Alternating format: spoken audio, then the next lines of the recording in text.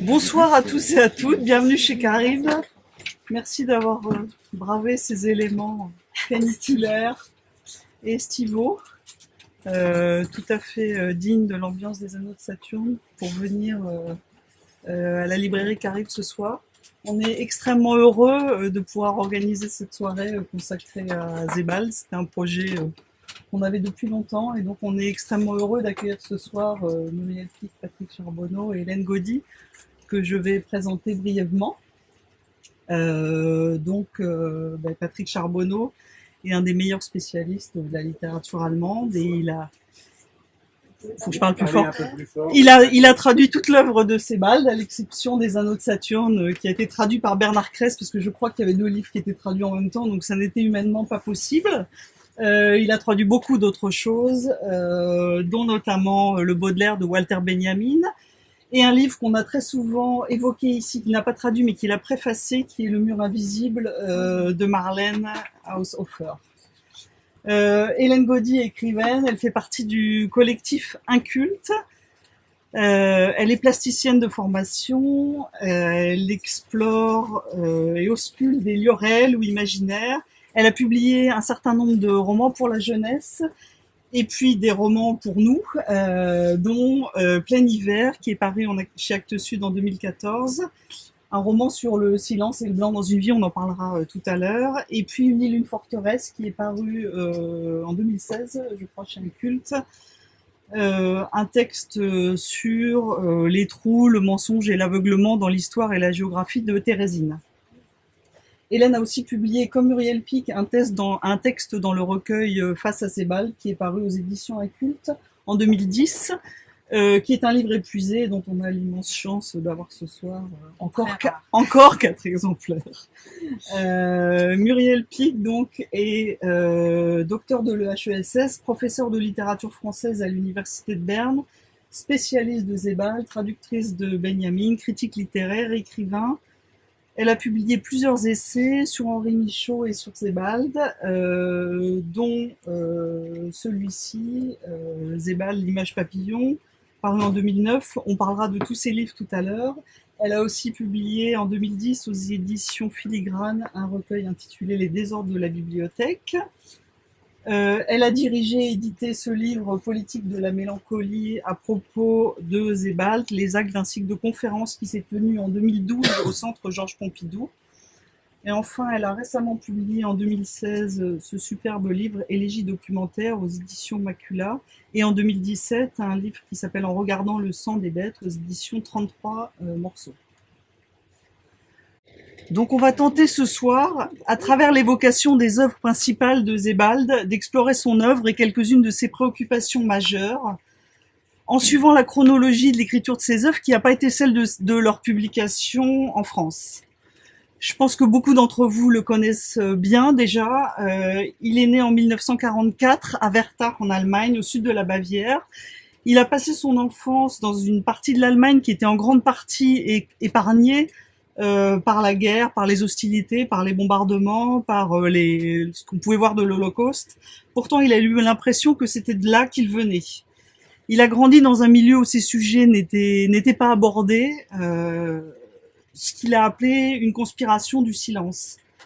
Il a déjà abordé ce phénomène de refoulement dans son essai qui est paru en 99, donc de la destruction comme élément de l'histoire naturelle, qui est un essai fondateur dans l'œuvre de Sebald. Et donc toute son œuvre est entourée de cette chape de silence et forme cette recherche qui est centrée sur la question de la mémoire et du rapport à l'histoire, et une recherche de ce passé caché, passé sous silence qu'il faut se réapproprier.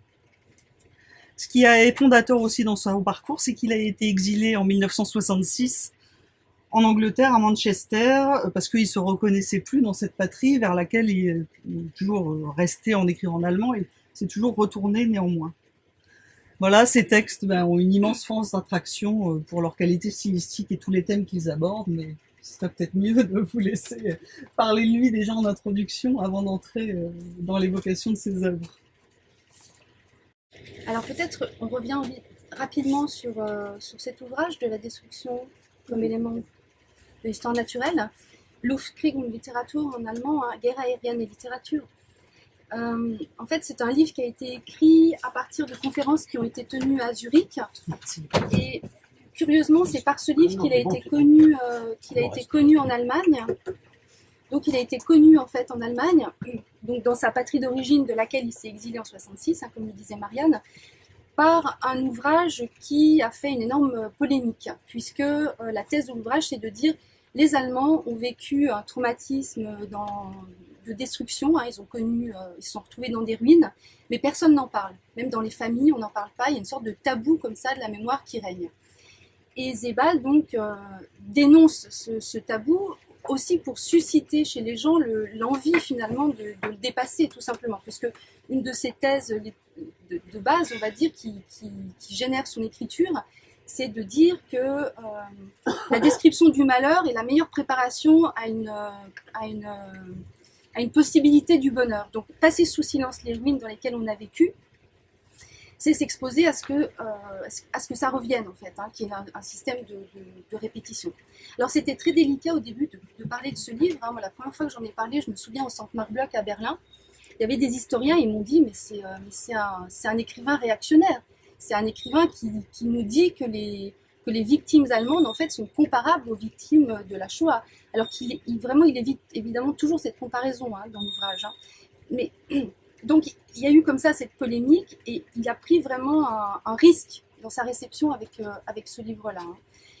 Et d'autant qu'il y avait à l'époque la querelle des historiens. En plus, il y avait la querelle des historiens à cette époque. Donc, de la destruction, c'est vraiment son lieu le lieu d'où il part, le lieu d'où il parle. Donc, il se met toujours dans ce lieu d'où il parle, qui est à la fois le lieu des ruines, mais en fait aussi le document. Parce que, comme le disait Marianne, il n'a pas vécu la destruction. Il est né en 1944, il vivait dans un bled dans la montagne, en gros. Donc, il n'a pas été victime des bombardements ou de la guerre directement. Mais il dit dans ce livre qu'en regardant les documents sur cette période, il a l'impression que c'est de là qu'il vient. Donc en fait, Sebald, il parle toujours depuis les documents, en fait, avant que de son expérience personnelle. Enfin, il essaye en tout cas. Il y a comme ça toujours une prise de distance documentaire. Et il dit, c'est de là que je viens. Je viens de ces documents. Je viens de ces documentaires-là, de ces films, de ces images de la guerre et des ruines. Même si je n'ai pas vécu cela. C'est pour ça que dans tous ces livres, en fait, c'est aussi une de ces caractéristiques, des documents sont reproduits. Voilà une première introduction. Merci. Alors, on va peut-être commencer par parler un peu des différents livres avec des questions. Vertige, c'est le premier livre qui a été publié par Sebald d'après Nature, qui était donc un triptyque poétique qui est paru en 88, mais qui est malheureusement épuisé aujourd'hui en français. Ensuite, donc, il a publié Vertige en 99, qui a été traduit par Patrick Charbonneau. Donc, c'est un recueil qui est composé de 4 textes. Dans chaque texte de ce livre, il y a des retours entre l'Europe du Nord et l'Italie via les Alpes. 2 de ces textes sont consacrés à l'évocation des voyages en Italie, et du souvenir des amours, d'abord de Stendhal. Donc c'est Stendhal qui est appelé sous son nom Henri Bell, donc c'est le premier texte, Bell ou le singulier phénomène de l'amour, et au voyage de Kafka, donc qui est un voyageur aussi sombre, solitaire, qui est en cure en Italie en 1913, un siècle après Stendhal. Et ce chapitre donc s'appelle Le Docteur K va prendre les bains à Riva. Ces 2 textes alternent avec 2 récits de voyage du narrateur en Italie et en Autriche et dans son village natal de W en Allemagne, sur les traces de Stendhal, de Kafka et de Casanova qui apparaît aussi dans ce livre. Ces récits, ils sont apparemment hétérogènes, mais en fait ils possèdent une grande unité. Les thèmes de l'amour perdu, de la mémoire, de l'identité problématique qui traversent ce livre et qui s'entrelacent. Le narrateur, il est toujours en proie au malaise, à une sorte d'accablement, au vertige, mais qu'il évoque avec beaucoup de pudeur. Donc ce vertige, c'est le vertige de la mémoire capricieuse. Et il enquête, il se met en tête de débusquer le passé dans le temps présent, dans le paysage du temps présent. Donc c'est une enquête littéraire. Et puis un lieu d'échange, de miroir avec les écrivains qui l'ont précédé. L'œuvre de Sebald, c'est toujours l'œuvre d'un lecteur, d'une mémoire lisante. Et ce qui m'intéressait, en fait, c'était de vous poser la question de sa relation avec ses écrivains qui l'ont précédé, à la fois dans Vertige et dans ses autres livres, sa relation avec ses frères de papier. Oui, bon, évidemment, sa littérature, ses amours littéraires, c'est essentiellement le 19e siècle. 19e siècle, 20e siècle, bon, il y a autre chose, hein, bien sûr, mais je pense qu'il part aussi d'un point de vue littéraire. Ce sont des auteurs du sud, beaucoup du sud de l'Allemagne ou de l'Autriche. Ce sont des auteurs qui l'ont formé, en fait, qui l'attirent le plus. Donc il a fait à la fois puis il a fait ensuite les 2 tomes qui ne sont pas de la littérature à proprement parler, de la fiction à proprement parler, bien qu'on ne puisse pas parler de fiction chez lui, hein, mais les 2 tomes d'essais sur la littérature autrichienne. Donc le premier, c'est Description du la malheur. description du malheur, excusez-moi, et le deuxième qui vient d'être traduit, c'est Amère Patrie, donc, où il reprend des auteurs, Kafka et autres. Et c'était pas sa patrie, l'Autriche. Ce n'était pas sa patrie, mais il parle de l'Autriche. Il parle d'auteurs essentiellement autrichiens. Non, lui, il est de l'autre côté de la frontière par rapport à l'Autriche. Mais il y a des rapprochements à faire quand même. Et puis, donc ça, c'est les auteurs qui l'ont marqué. Bon, il y a Hebel aussi, au sud de l'Allemagne. Il y a Kafka, et bizarrement, on en parlait l'autre jour, il n'y a pas Mougine. Il n'y a pas Mougine, il y a Broch qui descend. Qui descend complètement. Qui descend complètement. De même qu'il descend Anders dans l'instruction, dans l'essai qui est dans la Luftkrieg contre littérature, guerre aérienne et littérature, traduit par de la destruction comme élément d'histoire naturelle, pour des raisons différentes d'ailleurs. Et donc il étudie ces auteurs qui sont ses auteurs de prédilection. Le grand reproche qu'on lui a fait en Allemagne, ce n'est pas seulement l'histoire c'est essentiellement l'histoire de ces conférences de Zurich reprises en volume, reprises et complétées puisqu'il se défend des attaques qu'il a subies en Allemagne, mais c'est aussi comment dire, j'ai perdu le fil.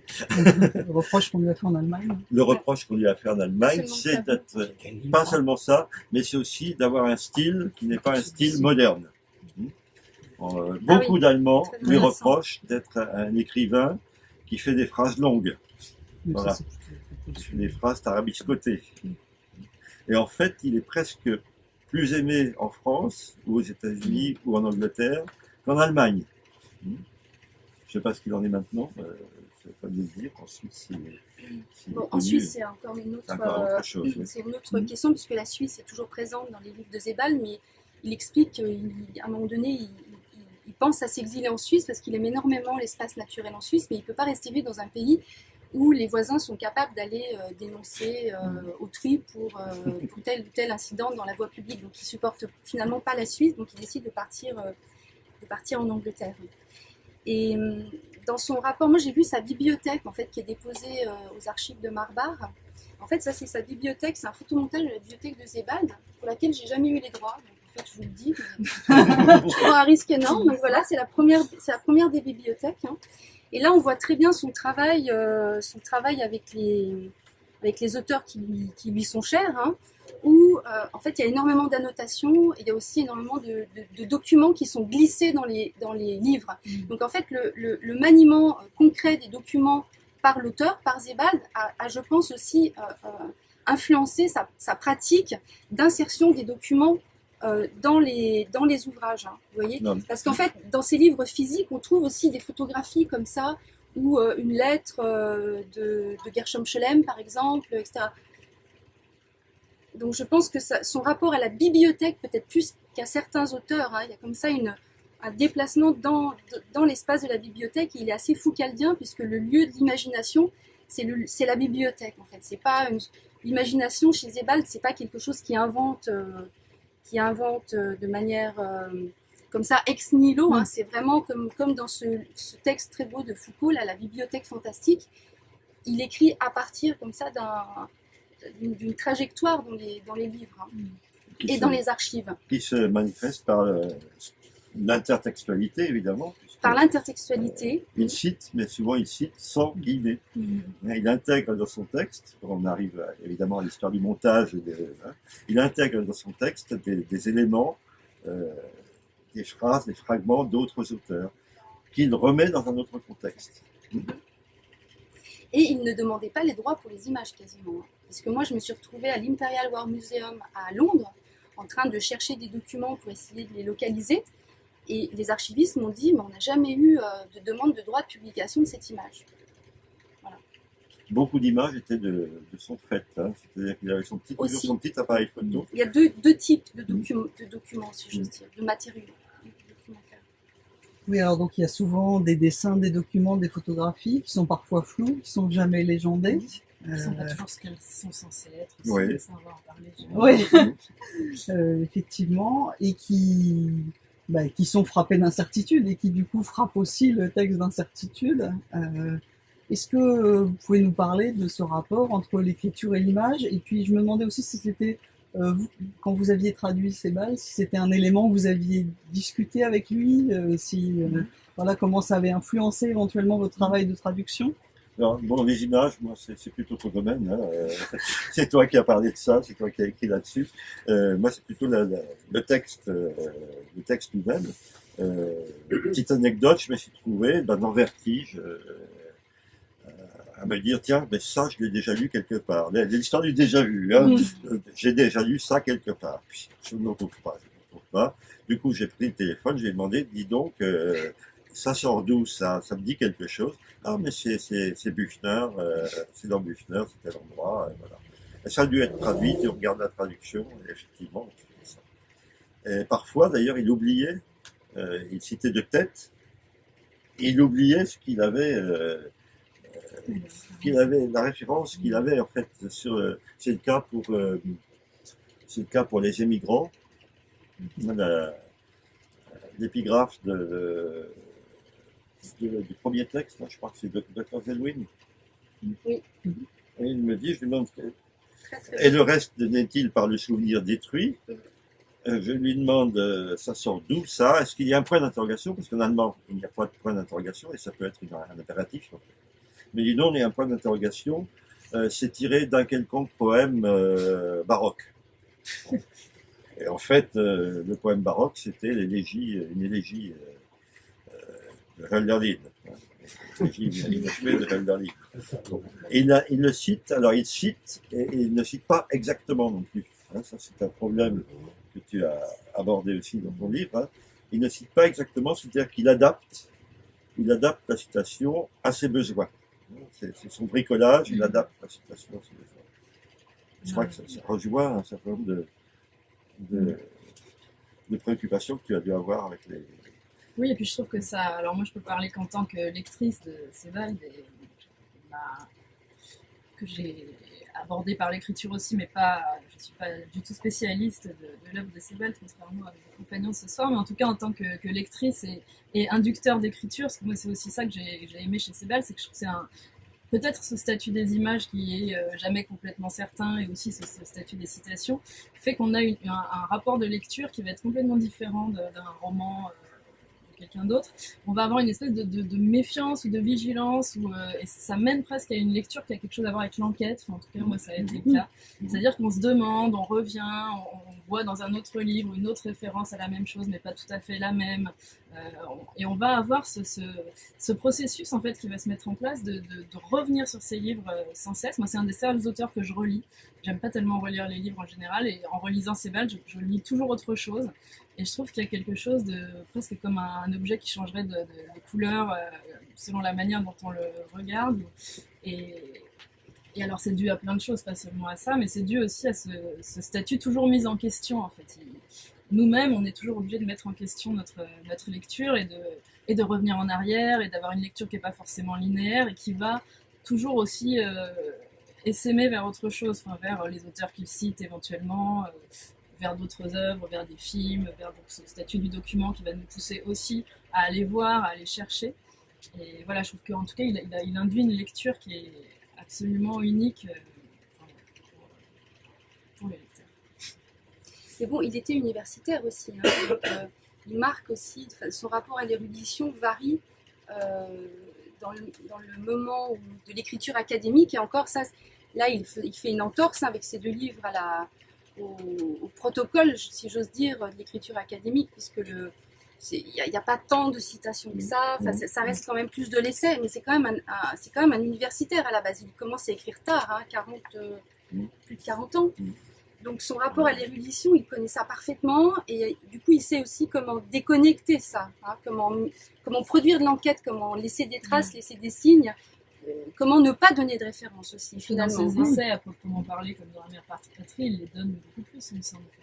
Oui, c'est plus proche de l'essai universitaire. Ça l'est moins dans l'autre. Il y a un peu des deux. Dans Camposanto, voilà, dans Camposanto et dans Séjour à la campagne, en fait, on voit tout de suite qu'il sort de l'universitaire aussi parce qu'il met des images. Ouais. Alors que dans les 2 autres, il n'y a pas d'image. Donc le rapport à l'image, là, vient produire de la fiction, finalement, je crois, pour lui. Hein. Il y a un écart entre ce qui est dit et ce qu'on voit.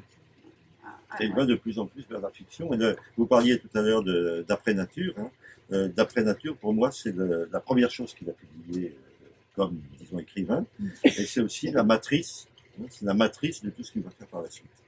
C'est pour ça on passe d'un livre à l'autre, on retrouve des choses, on retrouve des éléments, on retrouve des idées. On a l'impression parfois que c'est obsessionnel d'ailleurs. Hein. Mais je crois que la matrice, c'est vraiment d'après nature, hein, où on a déjà en germe tout ce qui va être développé après. Sous une forme poétique. Oui, sauf qu'il n'y a pas d'image. Sauf qu'il n'y a pas d'image, voilà. Il n'y a pas d'image dans les... Des allusions, évidemment, oui. à Grunewald, bien sûr, hein, mais il n'y a pas d'image. Il n'y a pas d'image. Et il y a des allusions à Schkanner, il y a des allusions à Bering, etc. Pas des figures, en fait. Il y a un peintre, en fait, c'est 3 biographies versifiées, c'est ça, hein. Un peintre, un naturaliste, Steiner, et puis lui. Et puis lui-même, en fait. Il y a un premier texte autobiographique où là, il travaille sur l'écriture de soi, comme il le refera après dans Vertige, en utilisant la référence à notre ami Stendhal, le tout début de Vie de Henri Brulard, qui est un très beau passage puisque c'est le moment où il écrit les initiales de toutes les... Stendhal est en train de faire le compte de toutes les femmes de sa vie. Donc il écrit dans le sable toutes les initiales comme ça. Donc il produit des traces qu'il va se remettre à lire pour réussir à écrire en fait. Et ce processus c'est aussi celui que Sebald essaie de mettre en place. En fait, derrière l'épisode de Stendhal, le début de cet épisode, il y a la référence à un texte aussi du Zadig de Voltaire, où en fait Zadig se promène, le roi et la reine ont perdu le chameau et le chien, et Zadig arrive à lire dans les traces de sable comment sont ces animaux. Donc il voit que la chienne était enceinte parce que il y a une trace de sable plus épaissie, voilà. Et il arrive à les localiser et à indiquer une direction. Donc il arrive à lire dans les traces, vraiment, cet épisode de Zadig. Et en fait, après des historiens, il y a eu dans les années 30, il y a eu un livre aussi sur le roman policier, où cet épisode de Zadig de Voltaire, en fait, fait partie des ouvrages qui ont été premiers dans l'invention du genre policier, qui est un genre anglo-saxon, littérature très importante aussi chez Sebald. Et donc c'est l'histoire des frères Sérendip, qui étaient 3 frères qui partent pour faire une formation et qui ont aussi cette capacité à lire dans les traces, comme ça.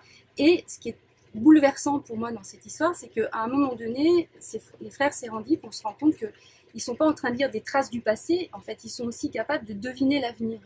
Il y a toujours chez Sebald cette réversibilité entre le passé et en fait le futur, et en fait l'avenir. Et on en fait vraiment un auteur de la mémoire, mais c'est aussi un auteur finalement de la mélancolie, dans ce qu'elle a aussi de divinatoire finalement, et de manière de prévention, de prédiction. Hein. Et il joue énormément avec les présages. Oui, ça a trait aussi avec ce que tu as bien montré, avec sa vision de l'histoire, hein, qui est une vision, qui n'est pas une vision linéaire, qui est une vision benjaminienne. Hein. Il est imprégné de Benjamin, il est imprégné de l'école de Francfort, et surtout de Benjamin. Alors, l'école de Francfort, c'est fondamental pour Sebald. Donc, le premier qui a été traduit en français, mais qui était le deuxième livre de fiction de Sebald, qui a été écrit en 92 et traduit en 99. Donc le premier que vous avez traduit, c'est Les Émigrants. Donc c'est le livre qui a fait connaître Sebald. Il raconte l'itinéraire de 4 hommes qui ont été tous les 4 contraints de fuir l'Allemagne à une période de leur vie, 3 d'entre eux parce qu'ils étaient juifs et un autre pour des raisons plus personnelles.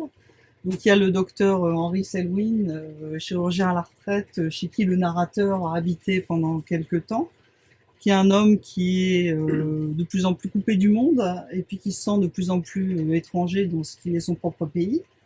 Le deuxième, c'est Paul Berreter, je crois on dit, qui a été l'instituteur du narrateur, j'allais dire de Sebald, au début des années 50, et de Sebald.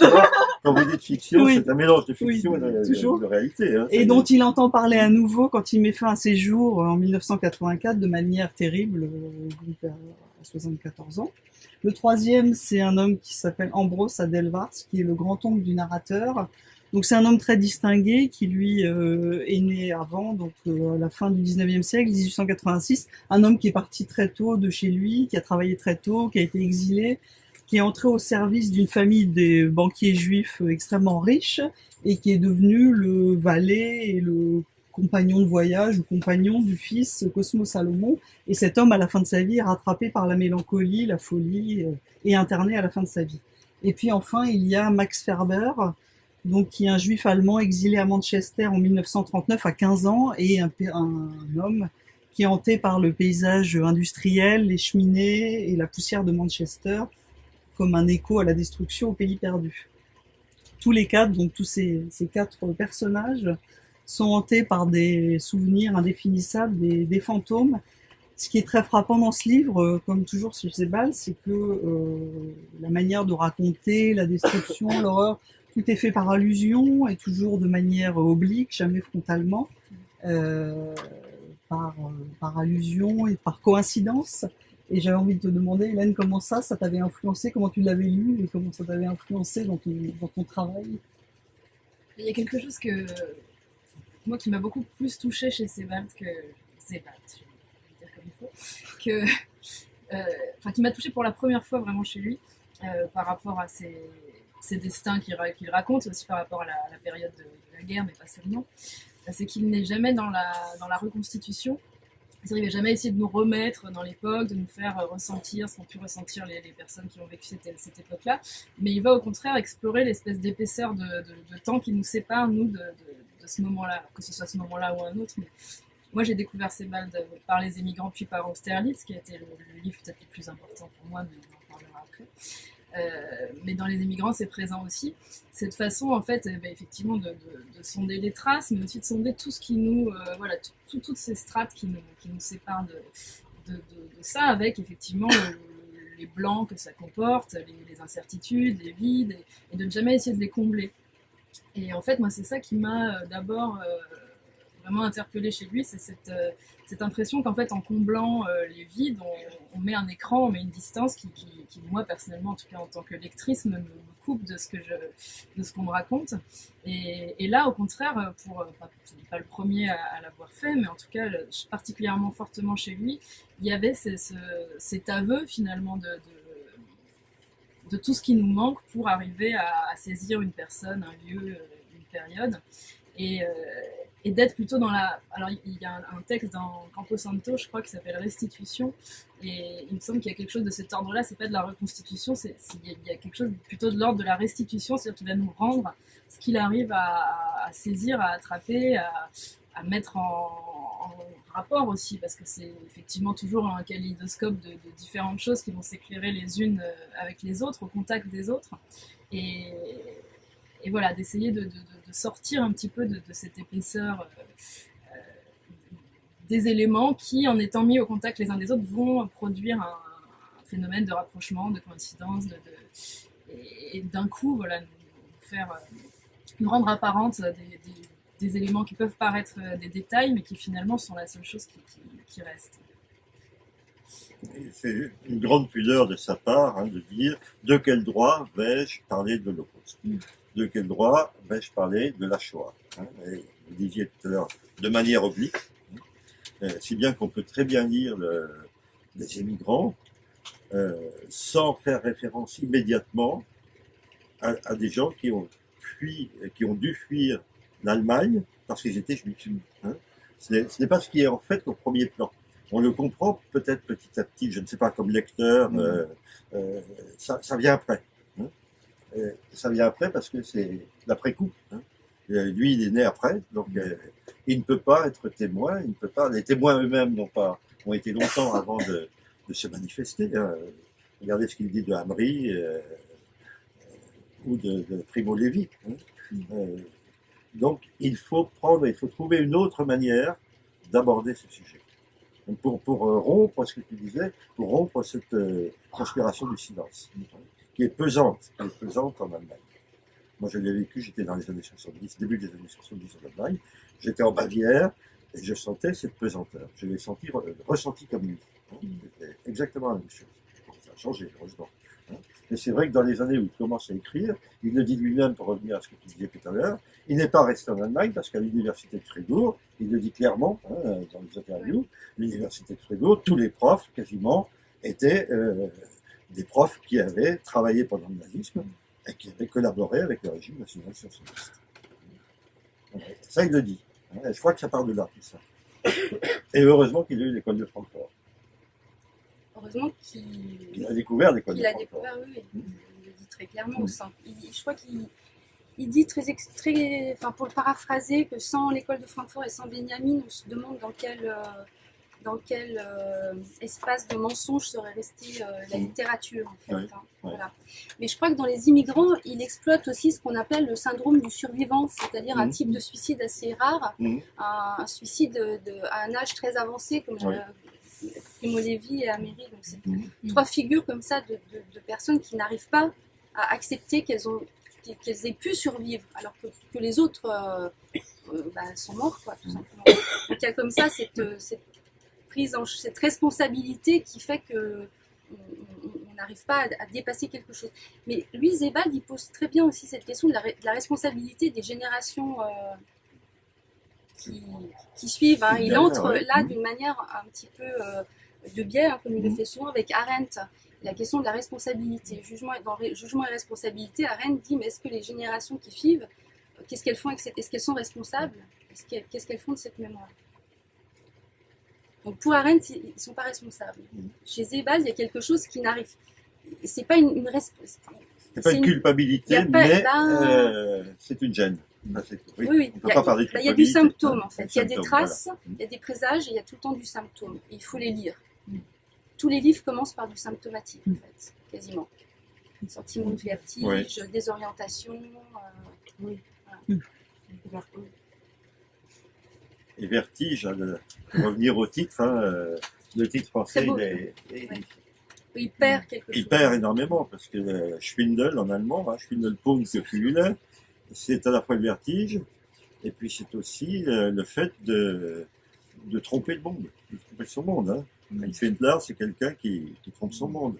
Et puis dans Vertige, il y a aussi tout ce passage où il revient dans son village d'enfance, qui est finalement presque le plus, alors je ne sais pas s'il est exactement autobiographique, mais en tout cas qui a l'air le plus autobiographique de beaucoup de ses écrits, et où on trouve vraiment cette atmosphère très troublante de cet endroit, avec le voyage d'abord pour y arriver. Il y a toujours la question du voyage aussi en train, souvent chez Sebald, où vraiment c'est le long du voyage que les choses commencent à apparaître.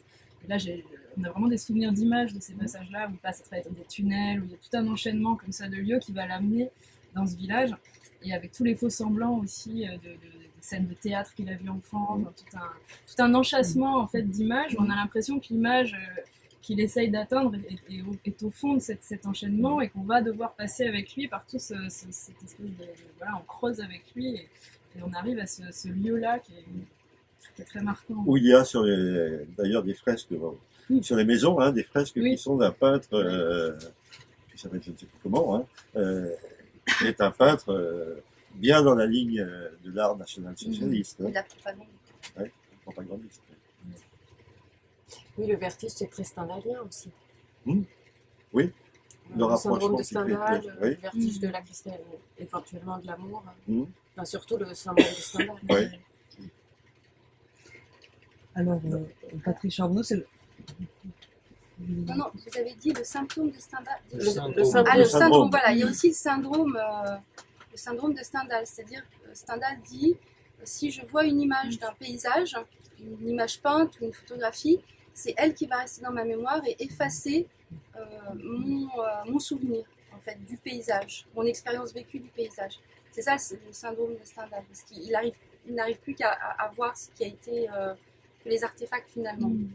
Et le reste n'est-il par les souvenirs détruits. Hein, Voilà. Mhm. Donc, c'est cette fragilité de la mémoire et le rôle que tiennent les images là-dedans, finalement. Une question. Je voulais savoir si, parce que moi j'ai une lecture quand même d'un poids transgénérationnel, au-delà même de ses enfances, du début de son enfance, post-nazie, collé. Et ce que l'on sait, parce qu'on sait que bon, dans les problèmes de portée des secrets familiaux et autres, que la charge la plus forte, mais souvent c'est la troisième génération. La première ne dit rien, la deuxième n'a rien pour symboliser, le troisième ne sait plus rien. Et je trouve que d'aller au milieu du XIXe siècle, on me demande si on a des éléments qui nous permettraient de savoir quelles relations il entretenait avec ses grands-parents. Et est-ce que éventuellement ça n'expliquerait pas ce lien de l'exil de la langue? Parce que bien sûr que ce n'est pas des auteurs autrichiens, c'est quand même des auteurs de langue allemande, d'exil, enfin, qui ne sont pas dans cette Allemagne d'ailleurs qui n'existait pas. Enfin, à l'époque, c'était la langue qui était la frontière. Oui. Donc voilà, est-ce qu'on a des éléments un peu familiaux? Oui, Ouais. oui, bien sûr, oui, puisqu'il n'a connu son père que tardivement, étant donné que son père était prisonnier de guerre, faisait partie de la Wehrmacht, a été prisonnier de guerre, donc il a été essentiellement élevé par son grand-père. La figure tutélaire, c'est le grand-père, qu'on retrouve un petit peu partout dans ce bouquin. Et en fait, il a très peu connu son père, et son père était un étranger quand il l'a connu. Et en fait, il ne parlait jamais de il parlait un peu de sa mère, en fait très peu de ses parents, il parlait de ses sœurs, mais son vrai père, en fait, c'était son grand-père. Donc, de ce point de vue-là, il y a une génération. Et puis, du point de vue de la littérature, on sait très bien que la littérature allemande après-guerre, c'était l'effondrement. Donc, on a reconstruit le groupe 47, le groupe 47, on reconstruit la littérature, en particulier en poésie. On va commencer par les bases, c'est-à-dire, on va dire, j'ai mon crayon, tout ce que j'ai rapporté, c'est mon crayon, c'est ma gamelle, etc. Et c'est un petit peu pour lui la même chose, si l'on veut. Il met de côté toute cette littérature, disons, même de l'entre-deux-guerres, à la limite, et il revient sur une littérature plus ancienne. Il redécouvrira évidemment après la littérature, il a lu la littérature d'entre-deux-guerres, il a lu la littérature sur les bombardements, il n'y en a pas beaucoup, et il critique énormément toute cette littérature qui, pour lui, fausse, qui est du Schwindel. Donc je crois que c'est ça qui fait que revenir aux sources, pas seulement historiquement, mais revenir aux sources littéraires, c'est aussi important pour lui. Non, moi, je crois aussi que revenir à une langue du 19e siècle, c'est aussi faire il y a un effet d'anachronisme. Il joue aussi là-dessus, donc sur un frottement des temps. Mais en fait, le national-socialisme a aussi beaucoup exploité la langue, beaucoup manipulé la langue. Il y a ce très beau livre de Victor Klemperer. LTI, voilà, LTI. Et je crois que chez Sebald, mais c'est seulement un sentiment, j'ai pas vu vraiment j'ai jamais vu parler de Klemperer. Je crois qu'il y a aussi une manière de revenir à cette langue allemande avant qu'elle ait été manipulée, parce que ça produisait des mots monstres, le national-socialisme, ils ont fait tout un vocabulaire. Il en donne témoignage d'ailleurs dans Austerlitz, Thérésine. Et ça, je m'en suis rendu compte en travaillant sur l'Institut de recherche sociale de Francfort, puisque l'Institut de recherche sociale de Francfort s'est exilé en 1933, parce qu'ils étaient tous juifs et marxistes. Ils partent aux États-Unis, mais ils laissent la revue à Paris. Leur revue, elle continue d'être imprimée chez Alcan à Paris. Pourquoi ils restent à Paris? Et ils continuent de la faire en allemand, principalement. Parce qu'ils veulent continuer à défendre et à c'est ce qu'explique très bien Horkheimer, à diffuser du savoir par une langue allemande qui est indemne des manipulations. C'est une manière et qui soit diffusée en Europe. C'est pour ça qu'il la laisse à Paris, parce que c'est le dernier endroit où vous avez un pied avant de partir aux États-Unis. C'est là que Benjamin est resté. Il est resté avec la revue, en fait, à ce moment-là. Je ne sais pas si c'est peut-être un peu lointain. Enfin, on ne connaît pas très bien l'histoire de l'école de Francfort, mais donc il y avait vraiment une manière de militer dans et par la langue. Et je crois que chez Sebald, il y a là aussi quelque chose. Puis au début de la séance, j'ai ouvert le livre. Enfin, il fait beaucoup de bibliomancie, c'est-à-dire qu'il ouvre au hasard comme ça, enfin, comme Casanova. Et je suis tombée sur cette citation. Pour celui qui manie la langue, le malheur de l'exil ne saurait être surmonté que dans la langue. Voilà, pour répondre à votre question, page 155 de Canto Santo. Dans l'édition de page. Pure coïncidence. Et alors, Patrick Charbonneau, c'est le premier livre de Sebald que vous avez traduit. Bon, en tant que lecteur, on est toujours frappé par... Les immigrants, oui. Oui, les immigrants. Oui, oui. Je crois que les immigrants. Par le côté hypnotique, les phrases longues. Comment vous caractériseriez son allemand, sa langue allemande? C'est difficile parce que l'éditrice m'a envoyé le bouquin parce que M. Bernard Kreis était en train de traduire Les Anneaux de Saturne. On lui a demandé de traduire avant Les Émigrants. Il a dit non, ce que j'aurais fait aussi. Hein. Il était dans Les Anneaux de Saturne, c'est suffisamment compliqué. Arrêter en cours de route pour prendre autre chose, ce n'est pas possible. Donc il a refusé. Du coup, l'éditrice m'a demandé de traduire, ça devait paraître à peu près en même temps, Les Émigrants. Je ne connaissais pas Sebald du tout. Je n'ai jamais entendu parler. Ignare. J'ai reçu le bouquin, je l'ai lu dans la nuit et j'ai téléphoné le lendemain en disant je prends. Pourquoi? Parce que j'étais fasciné par son style. Il y a une sorte c'était quelque chose qui m'allait bien. Le style, voilà. Et je suis parti là, avec l'aval de l'auteur, puisqu'il demandait à vérifier la traduction. Et donc j'ai traduit un petit peu, j'explique assez souvent ça. J'ai lu le bouquin très vite et je ne l'ai pas relu pour le traduire. Je n'ai pas fait de recherche, etc. Approfondie pour traduire. J'ai traduit un petit peu, c'est évidemment une fiction, hein, j'ai traduit un petit peu comme le lecteur découvrirait le texte. En essayant de m'imprégner de la langue, du rythme, du style, pour essayer de donner quelque chose en France. En fait, avec très peu de repentir, si vous voulez. Les quelques repentirs, bon, c'était évidemment quand vous faites un contresens, et ça, il y avait l'auteur qui vous disait attention, là, tu t'es trompé. Ou alors, c'est emporté par l'élan, je sautais des étapes. Je m'apercevais, non, ça, il le dit après, donc on revient en arrière. Et puis, ah oui, on a raté un coche, là, on revient. Et ça coule. Il faut que ça coule. Donc, la seule manière que j'avais de traduire ça, c'était de suivre au fil du texte, de le découvrir au fil du texte. Ce qui est très mauvais, hein, ce que tous les profs déconseillent aux traducteurs, aux apprentis traducteurs. Vous lisez d'abord bien votre texte jusqu'au fond, jusqu'au bout, hein, vous le comprenez, et après vous traduisez. Ben oui, mais là, ça ne marchait pas comme ça. Ce qui a été difficile, ça a été évidemment la disparition de Sebald, puisqu'il y a eu des émigrants, il y a eu ensuite Vertige, et après, bon, il est décédé au moment où j'étais en train de traduire Austerlitz. On s'était téléphoné quelques jours avant, j'avais 150 pages de prêt à peu près, mais je voulais revoir encore une fois, et il m'a dit, c'était donc décembre, hein, et il me dit, ne t'en fais pas, ce n'est pas pressé, parce que je regarde l'édition anglaise, je suis en train de regarder la traduction anglaise, donc on verra ça au moment de Noël ou après Noël. Et évidemment, il est mort le 14 décembre. Et là, je me suis trouvé orphelin de mon auteur. Hein. C'était très dur ensuite pour revenir dans le texte. C'était très très dur. J'ai mis 6 mois avant de pouvoir retravailler sur le texte. En me disant, mais qu'est-ce qu'il aurait dit, mais qu'est-ce qu'il aurait dit pour ça, Donc c'est anecdotique tout ça. Alors tous les livres de Sebald sont difficiles à résumer et même à mémoriser. Et en particulier, je trouve celui-là, Les Anneaux de Saturne. Donc celui-là, il l'a publié en 1995 et il a été traduit donc la même année que Les Émigrants en français en 99.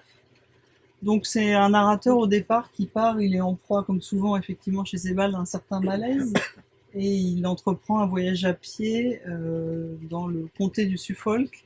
Donc c'est dans la chaleur et le silence de l'été. Il traverse des villages dépeuplés, des propriétés en déshérence, au bord de la dissolution, de la ruine. Et puis il relève au cours de ce voyage les traces du passé qui lui renvoient une image de l'histoire comme une succession de destructions tragiques, de génocides, d'abus de pouvoir. Et alors là, il laisse vraiment libre cours, je sais pas. Quand on est lecteur, en fait, on a l'impression qu'il y a tout le temps qu'il y a une construction très précise, et en même temps, au départ, en tout cas la première lecture, on ne la voit pas. Elle est quasiment invisible, et c'est pour ça que quand on referme le livre, on a tout de suite envie d'y revenir. Il y a un des thèmes récurrents dans ce livre qui est l'industrie du verre à soie, qui est à la fois une manière d'évoquer la construction du livre et puis une manière d'évoquer l'indicible, puisqu'il y a un passage où il parle du développement de l'industrie du verre à soie par les nazis, avec donc des moyens de sélection et d'élimination du meilleur, de ce qui est dégénéré. Donc ça renvoie au travail de l'écriture et puis ça renvoie à autre chose. L'écriture, donc, elle laisse toujours comme ça, c'est une très grande place au lecteur, je trouve. C'est une métaphore, quelque chose dont vous avez beaucoup parlé dans ce livre, le travail de la soie et du silence et aussi des blancs qui sont dans l'écriture des Sebald. Qu'est-ce que vous pouvez... Alors, je me souviens plus très bien de ce que j'ai écrit en fait, par moment, parce qu'on s'approprie aussi un auteur, puis après on le repousse, et puis voilà, donc c'est vrai que je me souviens plus très bien Mais ce qui est assez fascinant, c'est cette manière qu'il a il s'intéresse à la manière dont les nazis ont développé l'industrie du verre à soie, et c'est en fait là qu'il arrive à lire le programme d'extermination massive, en fait, tout simplement. Enfin, tout simplement. Du coup, il ne parle pas effectivement jamais directement des camps, mais il va lire, si j'ose dire, il lit toujours par les marges, ou par les déchets, ou par les restes. C'est là qu'il y a une lisibilité, une chance de vérité par rapport à ce qui reste, en fait, plutôt que de prendre frontalement les choses comme comme essayent de le faire les historiens, on va dire. C'est par ce détour avec des choses, parce que qui s'intéresse à l'élevage du verre à soie sous le national-socialisme? Personne. C'est des types de documents, le film qu'il voit, qu'il reproduit, c'est des types de documents mineurs, on va dire. À part Carlo Ginzburg qui défend une approche de l'histoire, alors il est plus micro-historien finalement quelque part, Sebald, mais il part dans la fiction, donc Ginzburg serait contre, si j'ose dire. Mais à part Ginzburg qui a défendu comme ça avec son article Trace en 79, une histoire qui se fait par le déchet finalement, par le reste, ou par des documents dits mineurs. Archéologie. Oui, aussi une manière d'archéologie. Mais tout de suite, l'archéologie, ça prend un côté plus... Voilà, ça nous mène plus vers Foucault, qui fait une sorte de noblesse supplémentaire. Et que là, aller s'intéresser à ce type de documents pour donner une lisibilité de ce qui s'est vraiment produit, c'est assez... C'est pour ça qu'il a fasciné les historiens aussi, Sebald, enfin qu'il les fascine toujours d'ailleurs. Comme une nouvelle, là j'ai entendu Philippe Artière, oui, alors est-ce que c'est pas une nouvelle façon d'écrire l'histoire en faisant du montage, etc. Donc ils sont quand même, il est au centre des préoccupations aussi des historiens, alors qu'il les déteste en même temps. Enfin, il dit plein de choses. Pour lui, l'histoire c'est un lieu de mensonges, oui, de propagande, parce que évidemment ça a été aussi un des lieux que le national-socialisme a trafiqué. Donc il a une conscience de la propagande qui est absolument, qui est vraiment très très très très forte, très puissante, très active dans ses textes. Il est quand même assez méfiant finalement. Et cette vigilance qui suscite chez le lecteur, ça va aussi dans ce sens-là. Il pousse le lecteur à réfléchir, à être toujours aux aguets, à être toujours sur l'enquête, tu parlais d'enquête, être toujours au plus. Et pour la métaphore du verre à soie, bon, c'est très simple. D'un côté, il y a ces pauvres verres à soie qu'on va plonger dans l'eau bouillante, mais surtout, pas seulement dans l'eau bouillante, parce qu'on va le mettre dans un four Donc on fait tout de suite le rapprochement avec, évidemment, on fait tout de suite, non, on peut faire le rapprochement, évidemment, avec les fours cramatoires à côté, et puis la métaphore elle-même, hein, le fil qu'on déroule, qui doit être bien. Bon, alors il y a le fait qu'on choisit les meilleurs, hein, on fait une sélection, et puis cette métaphore du fil à soie qui se déroule, c'est son style. Hein, Justement, on par passe rapport d'une à chose ça, à l'autre, et puis... moi, j'avais envie de vous poser une question, vous qui avez travaillé avec lui, justement, dans le processus d'écriture. Vous savez si ça se passait comme ça, de la même manière que vous l'avez traduit, vraiment en suivant ce fil, ou est-ce qu'il y avait Oui, quelque chose de- il voulait avoir un fil, il voulait que ça se déroule. Bon, pas dans les essais, pas dans tous les bouquins, hein, mais essentiellement dans Sterlitz, il n'y a quasiment pas de paragraphe. Donc, on tire un fil, et dans les anneaux de Saturne, pareil. Le fil est tiré, puis tout d'un coup, tiens, on se retrouve dans la Chine du XIIIe siècle, je ne sais quoi, ou alors on se retrouve à la pêche au Oui, ça se hareng ressent dans le à la Nord, lecture. hein, et on se dit, mais comment arrive-t-on là? Hein, donc, il n'y a pas de transition. Il n'y a pas de transition, tout simplement le fil est déroulé, hein, et il arrive à nous passionner, quand on est passionné, hein, il arrive à nous faire passer d'une chose à l'autre. Comment je suis arrivé là maintenant? Et il y a une chose symptomatique, dans Vertige, il m'a envoyé un petit bout de texte en me disant, tu sais, là, il y a un passage, j'ai raté un coche, ça fait un hiatus, il y a un hiatus, donc je rajoute un petit paragraphe, qui n'était pas un paragraphe, un petit morceau pour que ça passe de telle idée à telle idée. Donc la transition n'était pas assez fine, il a rajouté un petit morceau dans l'édition française pour que ça passe mieux. Hein, c'est symptomatique de sa manière de travailler. On tisse son tissu. Oui, on tire son fil ou on tisse un tissu. Et tout ce qu'on dit sur la métaphore dans les anneaux de Saturne, hein, c'est ça. Hein, le tissage, la manière d'arriver à quelque chose qui soit fabriqué. Alors tissage et en même temps, d'accord, en même temps, les petits bouts de tissu qu'on raccroche pour faire un patchwork, hein, il emploie lui-même l'image, hein, c'est sa sœur qui en a parlé, hein, il fait du patchwork. Donc on a des petits morceaux de tissu différents, et puis on va faire une couverture avec ça, on va faire un dessus de lit avec ça. Et nous on a le dessus de lit, on passe d'un élément à l'autre, on a ça. Je crois que c'est dans Camposanto aussi, il parle du nid de guêpe aussi, comme une Oui, architecture à la fois extrêmement complexe, extrêmement fragile, comme ça, de texture qui peut s'effriter dans les doigts, mais il y a plusieurs métaphores, mais on retrouve un peu cette idée de la structure. Je me souviens qu'à la fin de. Pardon, justement, à propos du tisserand, il y a une chose qui est peut-être inventée. Il parle de la mélancolie du tisserand à la fin du livre.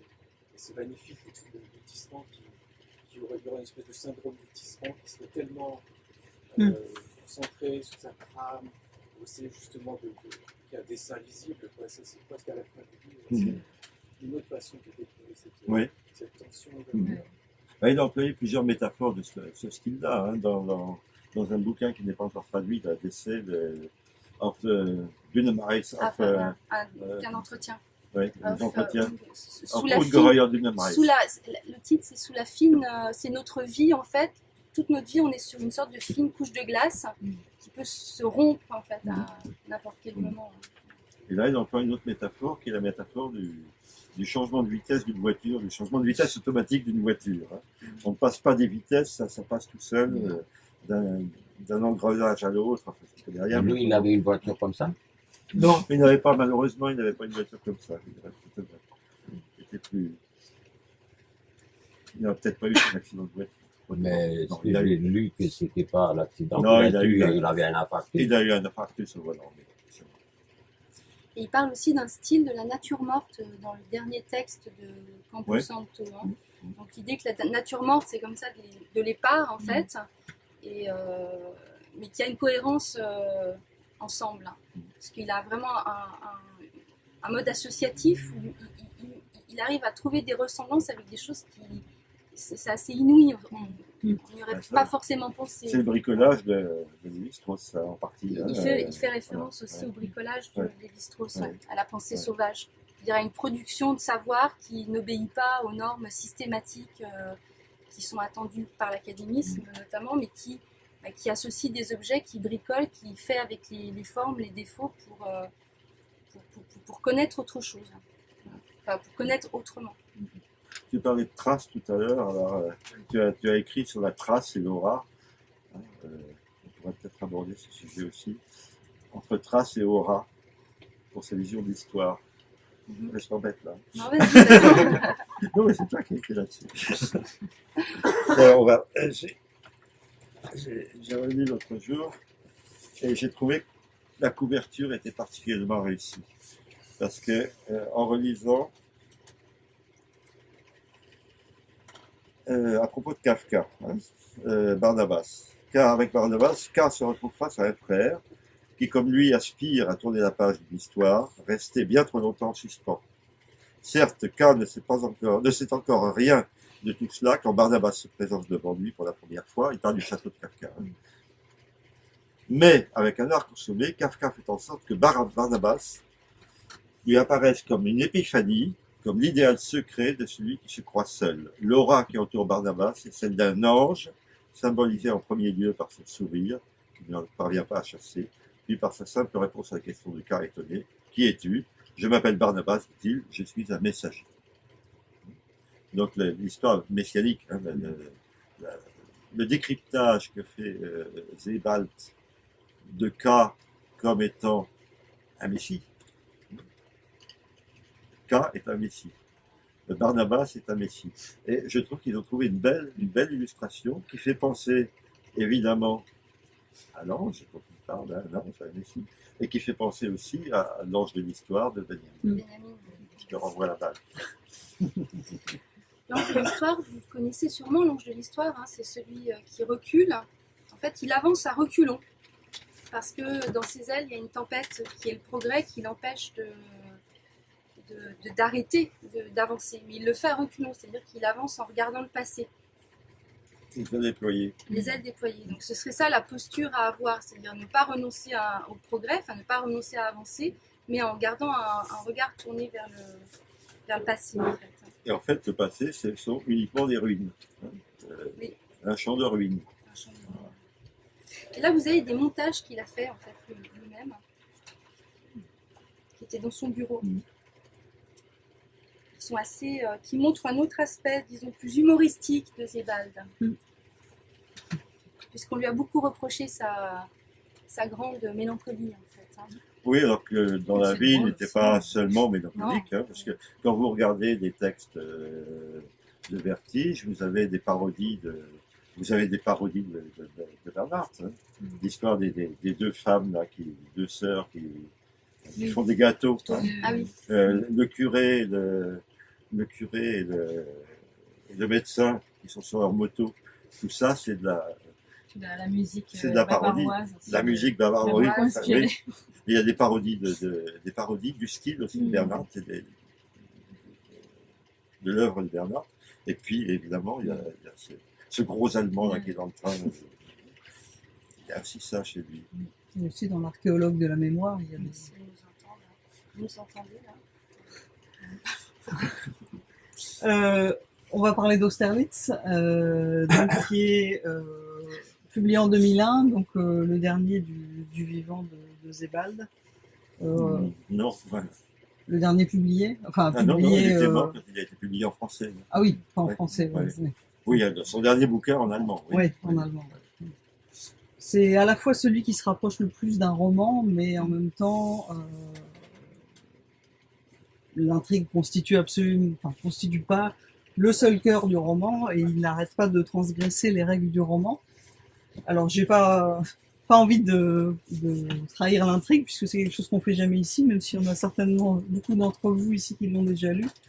Alors, comme toujours, l'histoire, elle est rapportée par un narrateur.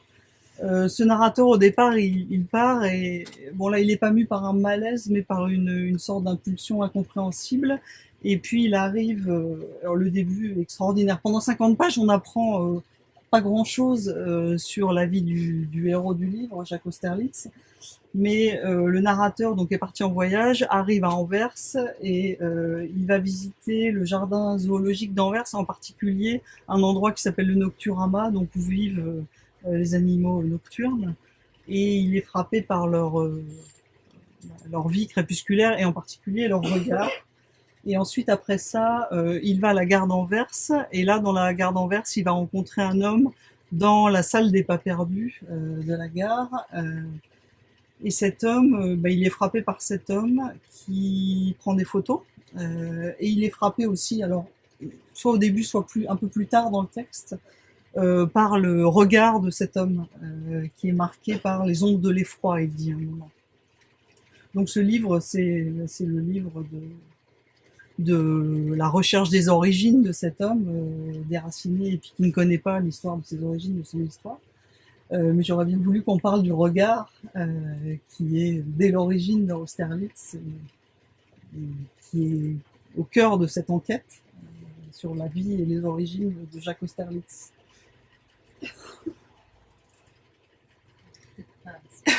Effectivement, aller trop loin dans l'intrigue pour si certains ne l'ont pas lu, mais dans Austerlitz, il y a tout un rapport qu'on retrouve dans certains de ses autres livres, mais particulièrement à l'architecture aussi. Donc le héros, le personnage principal, donc que le narrateur rencontre, qui s'appelle Jacques Austerlitz, s'intéresse à un certain type d'architecture gigantesque qu'il peut retrouver dans les gares, dans les forteresses. Donc on va petit à petit comme ça d'un lieu à l'autre en suivant Austerlitz et le narrateur jusqu'à arriver à la ville de Térésine, qui a été donc une ville tchèque qui a été un camp de concentration, enfin un ghetto ou un camp, le terme n'est pas très un camp de détail. Une ville dont le statut est... Une ville dont le statut n'est pas très clair, parce que c'est ni vraiment un ghetto, ni vraiment un camp. En tout cas, un lieu de transit avant les camps du reste. Après, ce lieu, donc c'est vrai qu'Austerlitz, c'est le seul livre où il aborde vraiment la Shoah. Alors il l'aborde de nouveau aussi d'une façon un peu oblique, parce que il va se concentrer quand même sur ce lieu et sur la propagande, notamment sur un film de propagande qui a été réalisé à Térésine et qui visait à faire croire que les détenus de Térésine étaient des gens qui vivaient tout à fait bien, avec toute une métamorphose de la ville qui avait été vraiment pour l'occasion transformée. Pour l'occasion de la visite de d'abord la de la Croix-Rouge. visite de la Croix-Rouge et ensuite du tournage du film dans les décors mis en place effectivement pour la visite. Voilà, donc ça c'est pour situer vraiment le livre. Après, ta question du coup c'était plus sur le regard. Sur le regard. Il faut peut-être rappeler aussi qu'en fait il exploite le motif historique qu'il exploite, c'est ce qu'on appelle le Kindertransport. C'est le transport d'enfants, c'est-à-dire des enfants juifs ont été expédiés par les parents à certains moments, de ce qui était la Tchécoslovaquie, pour les sauver, et ils ont débarqué en Angleterre et ils ont été adoptés par des familles comme ça, et puis ils n'ont plus jamais revu leur famille. Donc c'est quand même aussi ce motif historique quand même assez tragique. À la gare de Liverpool d'ailleurs, dont il parle assez longuement, il y a tout un motif archéologique. Il y a une grande statue comme ça, c'est une statue de tous les enfants qui arrivaient, qui fait un hommage aux enfants qui débarquaient comme ça, complètement perdus, et qui se retrouvaient dispatchés dans des familles qui ne parlaient pas la même langue qu'eux, qui n'avaient pas la même religion. Donc il se focalise, le narrateur est un de ses enfants. Et ces enfants... Donc non, il pas travaille le personnage. Austerlitz. Donc il travaille à partir de ce motif historique, si j'ose dire, dont on a très peu parlé et qu'il a fait revenir sur le devant de la scène aussi. Oui, il y a toujours cette médiation du narrateur qui parle de quelqu'un d'autre. Du narrateur qui parle du personnage. Alors, il y a la médiation du narrateur, et en même temps, je trouve que quand on est lecteur, on a assez facilement tendance à la fois à confondre Jacques Austerlitz et le narrateur et Sebald. Dit un tel, dit un tel, dit un tel. Il y a des Et à un certain moment, il y a une telle empathie, une telle proximité. Et en fait, pour revenir à fiction et réalité, il a plusieurs modèles, ce personnage d'Austerlitz. Il n'existe pas. Là, c'est une photo qu'il a découverte au hasard, qu'il a pris ça. Mais il a eu plusieurs modèles. Dont Adler, non Adler, c'est pas Térésine. Adler, oui, mais même, apparemment, il y a une photo d'Adler pour aussi inspirer en partie le personnage. Il y avait un couple, il y a deux femmes aussi, deux jumelles. Il y a son logeur, et il y a Michael Hamburger, à qui il va rendre visite dans les anneaux de Saturne. qui a vécu la même chose, mais plus âgé, parce que Michael Hamburger avait, je crois, 11 ans ou 12 ans quand il est arrivé en Angleterre. Donc c'est un montage, là encore. C'est un montage. Mais en fait, vous parlez de Adler. En fait, il travaille avec... Parce que Adler a ramené de son séjour à Theresienstadt, ou Térésine, dans ce ghetto, qui était une sorte de ghetto modèle, où les nazis ont mis en particulier des artistes et des intellectuels. Et après, ils ont fait donc cette grande farce pour la Croix-Rouge. Voilà. Ils ont tourné un film en montrant, en fait, c'était aussi destiné aux Allemands, c'était leur montrer, regardez comme les Juifs profitent bien dans les ghettos, comme ils sont bien soignés, comme ils font du sport, bibliothèque, etc. Donc, voilà. Et en fait, Adler a ramené des plans de Theresienstadt, qui avait une architecture assez particulière, dont Michel Foucault a parlé, j'ai oublié le nom, c'est les architectures concentrationnaires. Ah oui, non, tu parles d'autre chose, là, oui. Panoptique. Panoptique, Panoptique, voilà. voilà. Donc en fait, Ouais. c'est des architectures qui ont la caractéristique d'empêcher de pouvoir se cacher dans n'importe quel angle. On est toujours sous surveillance. On ne peut pas échapper au regard à l'autorité, enfin pas l'autorité, mais au contrôle, au regard. Donc on revient au regard. Et donc il ponctue le livre avec plusieurs lieux qui correspondent à cette architecture. Si ma mémoire est bonne. Oui, tout à fait. D'ailleurs, il en parle dans ce livre.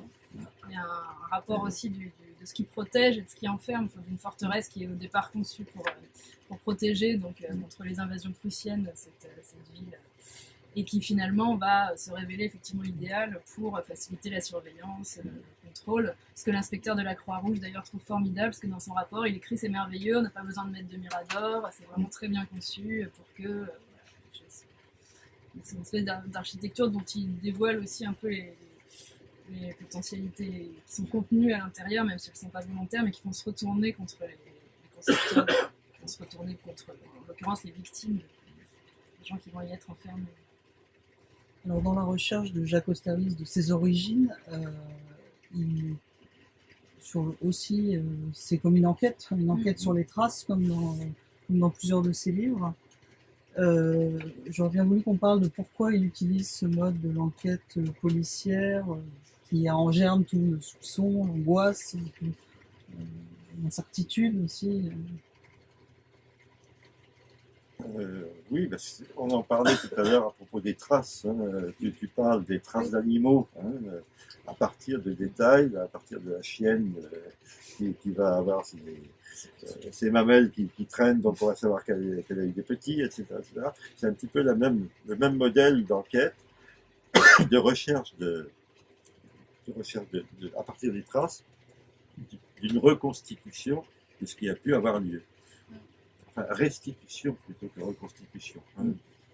Donc c'est ça. Il y a un côté enquête policière. Il le dit d'ailleurs lui-même dans Vertige, à un moment, quand il est chez la Luciana, il dit j'écris, qu'est-ce que j'écris? Je sais pas, je crois que c'est une enquête, c'est un policier, un livre policier, je sais pas comment on dit ça. Donc c'est à partir de tous ces petits éléments qu'on va réussir à approcher ce qui est peut-être la piste du passé. Et les yeux, alors, les yeux, vous parliez des yeux au départ, là, les deux portraits, vous avez les yeux du peintre Jan Peter Tripp, qui est son ami d'enfance, l'école, et puis vous avez les yeux de Wittgenstein en dessous. Il reprend ça ensuite dans ce qui a été publié à titre posthume, dans les petits poèmes qu'il écrit, là, avec son ami Tripp. Vous avez des yeux d'à côté, la même chose, et puis vous avez des petits poèmes de Sebald, une sorte de haïku. Le statut du coup de ce livre, le statut de ce livre, il a été écrit après Austerlitz. Oui, c'est. Donc Austerlitz, c'est pas son dernier livre. Non, mais en fait c'est un bricolage qu'il faisait avec son peintre, son ami peintre, et il devait faire le livre ensemble, ils n'ont pas terminé. Oui, donc on ne Il peut est pas dire. disponible, c'est Si, Si, si. si, si. ça s'appelle Unerzählt en allemand. Et en allemand. nul encore n'a dit. Nul n'a traduit, encore dit. Oui, si, c'est traduit, oui. Mais c'est Tripp qui a fait le montage final. Les textes ne correspondent pas forcément aux images. Mais pour en revenir aux images des yeux, hein, le regard, je ne sais plus comment il tourne ça, hein, le regard, il parle du regard du peintre et du regard des animaux qui percent la nuit. Donc c'est toujours une recherche de vaincre l'obscurité, en fait. Ce qu'on retrouve d'ailleurs dans la mère patrie, dans l'histoire de vaincre l'obscurité, d'aller vers la lumière. Je ne sais pas si c'est. Enfin, je reviendrai. Mais juste, je voulais dire quelque chose là sur le. Ah oui, sur l'enquête. Parce que, en fait, il y a aussi cette idée toujours un peu éthique, on va dire, ou de rapport à la mémoire, où il s'agit d'écrire sur ce qu'il appelle des crimes irrésolus. C'est-à-dire que pour lui, il y a toute une masse d'individus qui ont été touchés par le génocide et qui n'ont pas eu restitution, qui n'ont pas eu justice. Donc il y a une manière là de revenir sur ces crimes non résolus. Hein. Donc il y a vraiment il se fait vraiment enquêteur. Hein, Cold case. Voilà. Puis il y a aussi toute la tradition du policier anglo-saxon, puisque c'est une tradition dont il est proche. Enfin, c'est aussi l'apport de l'exil en Angleterre. Et en fait, le genre policier vient aussi de ce qu'on appelle le château d'Otrante, donc qui est très lié au fantomatique aussi, hein, puisqu'il y a aussi, si vous lisez même les enquêtes de Sherlock Holmes, hein, il y a toute une partie très de fantastique aussi dans ces récits. Il y a beaucoup de choses, d'apparitions fantômes, etc. Donc il y a aussi toute cette hantise qui est dans la trace, qui récupère dans ces textes. Hein. Ce que tu expliques à la fin, je crois, sur le flou. Hein, ouais, sur le flou. Sur le flou. Hein, ouais. Sur le flou. Tu parles du flou, tu parles du. Le flou, le ralenti ou l'accéléré. Oui. Et puis tu as la troisième. Dans le regard, il y a le rapport aux images aussi, là, qui est particulièrement. Notamment à ce film de propagande que Austerlitz regarde en fait, de manière assez obsessionnelle parce qu'il cherche à y trouver sa mère, donc, qui a été internée à Thérésie. Donc il le regarde, effectivement il le passe au ralenti, il enlève le son. C'est en enlevant le son, donc en n'ayant que les images, qu'il va d'un coup débarrasser un peu le film de tout son enthousiasme fin, de tout ce qu'il recouvrait. Et il y a vraiment ce rapport qui, je trouve, se retrouve dans la plupart de ses livres, qui est aussi le rapport du lecteur aux images que lui met dans le livre, mais ce rapport d'une image qui revient sans cesse, qu'on va essayer d'épuiser, qu'on va regarder, on va essayer de voir ce qu'il y a derrière, ce qu'il y a. Enfin, c'est ce rapport. C'est comme un palimpseste. C'est ça. Oui, et puis il y a vraiment un phénomène d'enchâssement dans Austerlitz, que tout est annoncé. Enfin, on retrouve en fait, il y a tout un passage chez l'ophtalmo aussi au début où il a un problème aux yeux. Oui, enfin, la vision. Je ne sais plus du coup si c'est Austerlitz ou le narrateur. C'est le narrateur. C'est le narrateur, voilà. Oui. Et on retrouve ça dans la fin avec ce rapport au regard. On retrouve ça aussi dans les yeux des animaux et des penseurs au début. Et finalement, on a vraiment l'impression d'un faisceau d'indices comme ça, mais qui effectivement n'est pas non plus, qui est détourné, parce qu'on n'est pas non plus dans une enquête policière au sens premier, mais en tout cas d'indices qui sont laissés aussi au lecteur et qu'on ne voit pas à la première lecture forcément et qui donc amènent à relire, et on est dans un cycle. Il y a un phénomène d'écho d'un passage à un autre. Tiens, ça j'ai déjà vu. Hein, mais cette impression de déjà vu, elle est importante aussi. Est-ce que vous savez, ou est-ce que ça a été dit, la manière dont il a travaillé sur la construction particulière de ce livre? De Austerlitz. Austerlitz. En fait, dans le Jardin des plantes de Claude Simon, ce que j'avais trouvé donc, dans la bibliothèque quand j'ai débarqué un 24 décembre dans les sous-sols des archives, où il venait juste de redéposer cette bibliothèque, et bien là, en fait, il y avait tout un plan, il y avait une sorte de biographie d'Austerlitz. Donc une biographie, mais chronologique, voilà, c'est ça. Et à partir de cette trame chronologique inventée, finalement, construite de part et d'autre, il a redistribué le récit en procédant par anachronisme, en fait. Il n'a pas cherché à restituer une chronologie. Hein. il a plutôt tenté d'attraper un temps de la mémoire. Et là-dessus, pas très, enfin, pas, de manière assez peu originale dans Austerlitz. Moi, c'est celui que j'aime le moins. C'est très freudien, si j'ose dire. Hein. C'est le retour du refoulé. D'ailleurs, dans les archives, on voit la référence à Freud, le retour du refoulé, donc une mémoire et une reconstruction par enquête qui n'obéit pas à la chronologie, qui lui fait défaut, mais qui est quand même, mais qui touche une forme de vérité quand même. C'est la structure, c'est le La squelette du bouquin. structure, je la hein, parce trouve que la moins, c'est là que je le trouve le c'est moins plus agile en construit, fait. oui. Avec, C'est-à-dire que c'est les rencontres entre le narrateur et le personnage, et puis la vie du personnage qui Oui. se déroule un petit peu. Hein, Et là, il a des c'est plus retours romanesque. de c'est ce qui est mémoire. plus- oui. C'est ce qui est le plus romanesque chez lui. hein, finalement. Pour défendre Freud, peut-être, en même temps, je trouve que la grande force d'Austerlitz, c'est qu'il y a vraiment un dialogue entre ces trois narrateurs personnages, entre être l'objet ou le sujet dans l'histoire. Oui. Enfin, toutes les histoires, là, dans l'histoire, je trouve ça très intéressant, puisque quand ressurgit le refoulé, la question c'est est-ce qu'on est l'objet de ce qui advient, on reste prisonnier, ou est-ce qu'on arrive à subjectiver, donc faire narration, et se réapproprier. Donc là, il est quand même assez fort. C'est facile à voir ça. Oui. Non, vous avez. Enfin, moi, pas besoin de. Enfin, moi, Freud.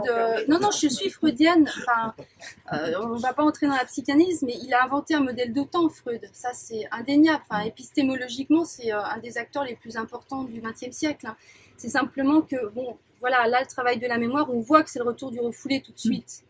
Dans la construction. Voilà. Et il met ça à l'intérieur du Jardin des plantes de Claude Simon, où Claude Simon a lui aussi déjà travaillé une forme de déconstruction pour avancer dans des narrations multiples hein, qui viennent se nouer et faire ce tapis dont vous parliez avant. Alors peut-être que ce serait bien qu'on parle un petit peu de la description du malheur et de Amère Patrie. Donc la description du malheur, il a été traduit en 2014 et Amère Patrie très récemment. Donc on en parlait tout à l'heure, ses études sur la littérature autrichienne qui était publiée à l'origine en 85 et 91, donc avant les autres livres. Ils sont assez différents parce que dans la description du malheur, il se place dans une perspective psychologique. Il parle de la condition psychique de l'écrivain, alors que dans Amère Patrie, il se demande plutôt ce qui conditionne socialement la vision qu'on a du monde.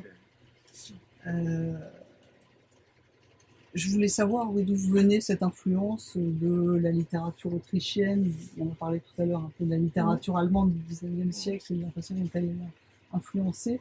Pourquoi? Qu'est-ce qui a fait qu'il s'intéressait tant aux auteurs autrichiens? Je pense parce qu'il était prof déjà de littérature, de germanistique avant d'être prof de littérature comparée. Il travaille que sur des auteurs suisses et autrichiens, donc Autrichiens, que sur les banlieues de l'Allemagne en fait. Il n'arrive pas à travailler sur l'Allemagne en fait, c'est ça. Donc il travaille sur la langue allemande, mais il choisit la Suisse alémanique. Hein, les marges. Et les marges, voilà, les marges, c'est le mot que je cherchais. Donc il travaille sur les marges parce qu'il n'arrive pas à se réconcilier avec la patrie. Oui, absolument.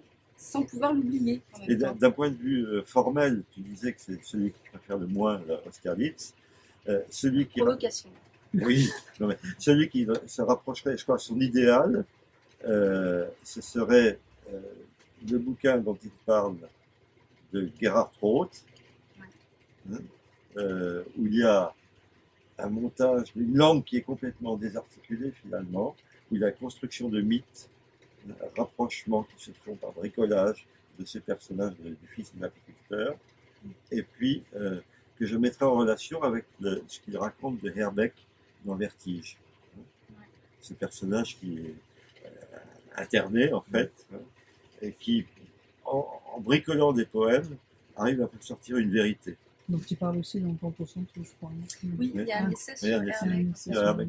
Oui, c'est dans Campo Santo. Mais il en parle dans Vertige, mais c'est dans Campo Santo. Je crois que c'est l'auteur qui l'a le plus marqué. Alors que dans le premier tome de la destruction description du malheur, il critique un bouquin de Gerhard Roth, très sévèrement d'ailleurs, hein, c'est un mauvais auteur, et il le récupère, il l'encense dans le deuxième tome. Pour des raisons stylistiques, pour des raisons d'approche de la littérature et d'approche de l'histoire aussi. Enfin, c'est ce qui m'a intéressé le plus, le plus, non, mais dans ce que j'ai traduit, c'est ce qui m'a beaucoup intéressé. Ça et le recommencement de Handke, parce qu'il défend Handke, alors que Handke est attaqué, hein, il le défend pour les mêmes raisons qu'il défend Gerhard Roth, je pense. Et puis ce qu'il dit sur Kafka, c'est quand même éclairant ce qu'il raconte sur Kafka. Si j'avais eu ça quand j'étais étudiant, j'aurais mieux compris Kafka, hein, parce que le château, si on ne sait pas que K, finalement, c'est une figure de Messie, on ne m'a jamais dit ça, hein, c'est lui qui l'explique. Hein. Et l'arpenteur, c'est presque, en hébreu, c'est presque le même mot que le mot qui veut dire Messie. Donc, Ça, je sais. il le dit là-dedans, hein, il le dit dans... Ouais. Et tu vois, c'est éclairant ça, c'est éclairant pour moi. Et là, il dit bien aussi, au tout début, il écrit la mélancolie, autrement dit la réflexion que l'on porte sur le malheur qui s'accomplit, n'a rien de commun avec l'aspiration à la mort. C'est-à-dire qu'il n'est pas là. La question, c'est de savoir pourquoi décrire tout le temps le malheur, pourquoi rester tout le temps dans la mélancolie. Et il ajoute, elle est une forme de résistance. Donc, il y a vraiment une résistance par la mélancolie. Enfin, un travail du refus de l'oubli qui est vraiment un geste politique chez lui. Hein. Ah oui, donc c'est plus du tout l'humeur noire. Ah non, non, non. Le problème, c'est que normalement, le C'est plus du symptôme tout de la mélancolie, maladie. C'est une démarche politique. oui, politique. Enfin, c'est une manière par l'individu, parce que normalement, le symptôme du mélancolique, c'est quand même d'être enfermé sur lui-même, de tourner le dos à la société. Mais là, c'est un peu comme Hamlet. Il parle de Hamlet d'une manière absolument stupéfiante dans Camposanto, où il dit que Hamlet, pour tout le monde, Hamlet est fou, c'est dans Camposanto. Mais en fait, Hamlet refuse le père, son oncle et sa mère qui ont assassiné le père. Je ne sais pas si vous vous souvenez d'Hamlet. Les deux assassins du roi disent au fils, tu as droit à cette durée-là de deuil. Au-delà de cette durée de deuil, tu dois oublier le père. Et en fait, Hamlet va toujours être visité par le fantôme du père. Il va refuser d'arrêter le deuil. Ça va être ça sa folie. Il va refuser d'arrêter la mélancolie. À propos de mélancolie de résistance, tu as un bouquin de Krasna-Orkai, hein, qui s'appelle Mélancolie de la résistance, que Sebald cite, enfin il ne cite pas celui-là, il cite l'histoire de la baleine, qui se trouve dans Mélancolie de la résistance. Il ne cite pas le bouquin, mais il cite l'histoire de la baleine dans Mélancolie de la résistance. Il le connaissait. Mais il ne se connaissait pas, je pense, personnellement, mais il avait lu le bouquin en tout cas. Les rapprochements, là, C'est très intéressant. Ouais. Et c'est le sujet aussi de Benzo Traverso, enfin, je pense que Oui, ça- la mélancolie de gauche, là. Ouais. Mélancolie. Donc, c'est-à-dire, on n'est pas dans un phénomène pathologique, mais Ouais. dans une politique de refus du deuil, on va dire accepter les raisons de l'enquête. Mais elle vient de qui cette expression, la mélancolie de gauche, en fait? Parce qu'il ne l'invente pas, Traverso. Hein. Je crois qu'on la trouve. J'ai pas lu le livre encore. Je Donc... crois que c'était Wendy Brown qui avait. Qui? Wendy Brown. D'accord. Qui avait publié un article justement contre la mélancolie de gauche. Dans une lecture freudienne, voilà, phénomène pathologique qui empêche de passer à autre chose. D'accord. Le Traverso inverse. C'est pas Comme le veut son c'est pas nom. une incapacité, c'est un refus d'accepter les raisons de l'enquête. Oui. Ah, on est complètement dans cette prise de position politique-là, qui n'est pas une prise de position engagée ou militante de manière ouverte avec un parti à la Brecht, on va dire, par exemple. Hein. C'est vraiment un autre mode d'engagement de la littérature dans le fait social et politique. Mais alors, ça me fait penser à quelque chose aussi. Ce qui me frappe beaucoup chez Sebald, c'est des moments totalement hallucinants. Enfin, il y a quelque chose qui s'accélère, souvent il y a des choses qui reviennent, des flashs de lumière, je crois que c'est dans l'Australie, c'est ça, Dans la gare. dans un McDonald's, je crois, il y a une lumière tellement dans elle a totalement le temps.